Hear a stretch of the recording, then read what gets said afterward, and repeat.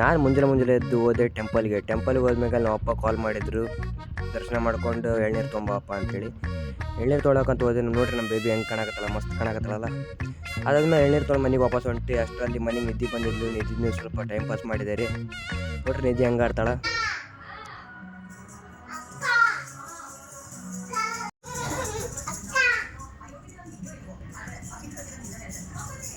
ಅದಾದ್ಮೇಲೆ ನಮ್ಮ friend call ಮಾಡಿದ, ಗಾಡಿ ವಾಶ್ ಮಾಡ್ಸ್ಕೊಂಬರ ಬಾಪ ಅಂತ ಕಾಲ್ ಮಾಡಿದ. ಹೋದೆ ರೀ ನಾನು ನಡ್ಕೊಂತ.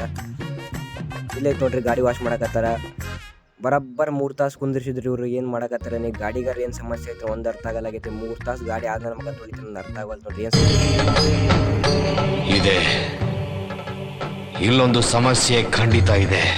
ಅಂತೂ ಇಂತೂ ಗಾಡಿ ವಾಶ್ ಮಾಡಿಸ್ಕೊಂಡು ನಾವು ಬಂದೀವಿ ರೀ ಪೆಟ್ರೋಲ್ ಹಾಕ್ಸಕ್ಕೆ ನಾವು ಬಂದೀವಿ. ಇಲ್ಲಿ ನೋಡಿದರೆ ಜನಸಾಗರ, ಒಬ್ಬರಾದ್ಮೇಲೆ ಒಬ್ರು ಫುಲ್ ಜನಸಾಗರನೇ ಐತಿ.